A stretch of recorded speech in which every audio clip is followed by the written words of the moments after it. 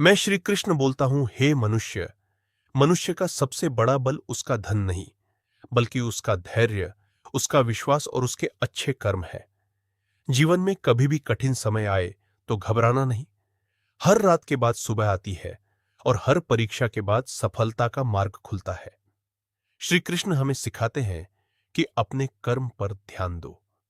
जो व्यक्ति ईमानदारी और निष्ठा से अपना कर्तव्य निभाता है, उसके जीवन में देर हो सकती है, लेकिन अंधेर नहीं होता।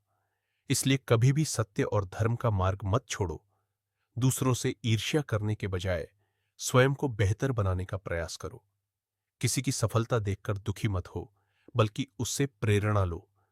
हर व्यक्ति का समय अलग होता है, इसलिए धैर्य रखो और अपने प्रयास जारी रखो। क्रोध मनुष्य का सबसे बड़ा शत्रु है।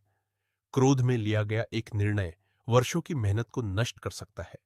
इसलिए जब भी मन अशांत हो, कुछ क्षण शांत रहो, भगवान का स्मरण करो और फिर निर्णय लो। क्षमा करना कमजोरी नहीं, बल्कि महानता की पहचान है। जो दूसरों को क्षमा कर देता है, उसका अपना मन भी शांत हो जाता है।